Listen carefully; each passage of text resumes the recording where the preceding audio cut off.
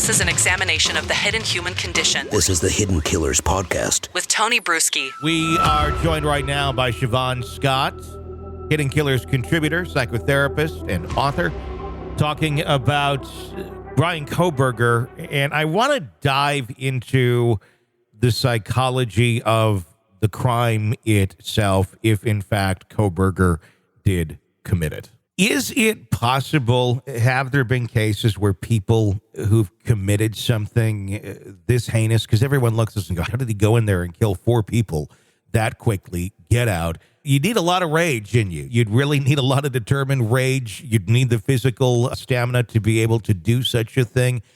But is it possible that he was in some sort of a dissociative state while executing this crime, if in fact he did do it, and doesn't necessarily have a whole lot of memory of it other than coming and going, or maybe not even that, but in fact did get himself there and then switch flipped or something flipped and he just went out and did the thing? Yeah, I don't think it typically works that way. Now, I can't say there's never been a killing, a serial killing, or some kind of a murder, certainly, when somebody's been in a dissociative state. But even when they're in a dissociative state, it's not like a full-blown multiple personality disorder kind of thing, where one part of them comes out and does something the other part doesn't know what they're doing. It's more like an alteration in mood. Okay. But typically, they may have a slight alteration in mood when it's like, hey, I'm giving myself over to my dark side now, or something like that. But it's definitely not like psychosis where, oh, wow, I just lost 4 or 5 hours and I don't know what happened, and they truly don't know what they were doing. So I think in this case, it's more of a classic sexual domination killer. And again, they don't have to do anything sexual to the victims at the time of the killing because their arousal is from the sneaking around and it's from the violence. There are burglars who become sexually aroused from going into other people's homes. And that sounds weird to us. How could that be sexual? Well, for some people, all kinds of things are sexual. And a killer like this, the violence is the erotic part. And it's generally something that they have been rehearsing in their mind for years and years before they engage in it. And then the aftermath of the killings is still erotic because they masturbate and they think about it over and over.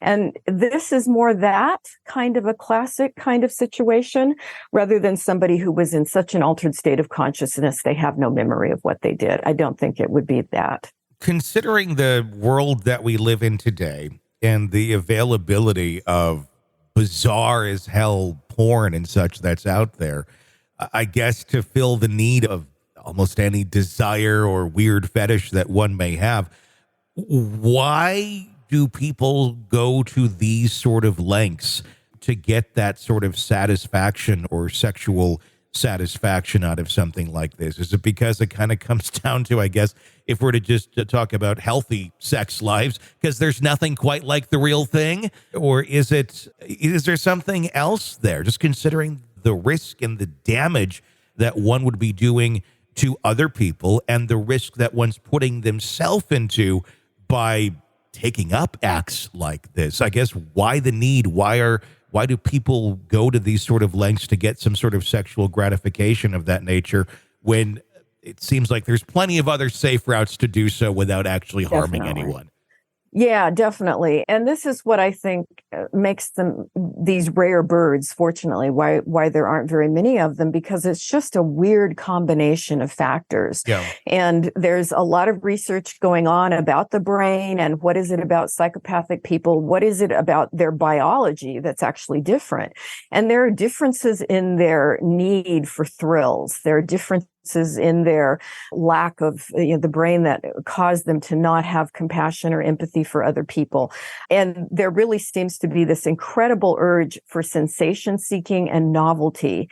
So they will do things that are just so out of the realm of possibility for the rest of them. Fortunately, there aren't many people like this, but I think it's something in the next decade, certainly in the next 2 decades, we're going to understand their brains a lot better than we do now. But there's definitely very tangible differences. I'm curious, and I'm sure there's studies out there on this. I'm curious to get your knowledge.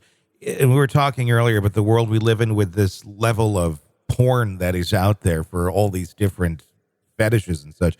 I mean, there's a lot of real rapey type stuff out there, which is creepy. That sort of stuff, the whatever it may be that is on an unhealthy level, the volume of it that is out there, does that in some ways slow down individuals from going out and actually committing these acts, these crimes against other people because they can, I guess, be satisfied at home on their computer? Or does it, in fact, actually increase the likelihood that someone's going to eventually go and carry out these sort of acts because they have far more access to watch 50 versions of it at the click of a mouse? Yeah, I think that the second is the concern. And certainly when I've worked with various rapists and sex offenders, one of the terms, if they were out of prison, one of the terms of their probation was either they had no access to the internet or their access to the internet was tightly monitored, because it was found that the more they engaged in sadistic porn, the stronger their fantasies became and the more apt they were to act on them. And one of my greatest concerns with kids is that I have seen 7 and 8-year-old boys in therapy who are already into this material that they've stumbled into online. And so when we're raising little kids whose sexuality develops around violence, cruelty, empathy, and that's lack of empathy, and that's paired with arousal, we're creating something potentially very dangerous. So yeah, that's definitely an area we all need to be paying attention to. This is an examination of the hidden human condition This is the Hidden Killers Podcast with Tony Brueski.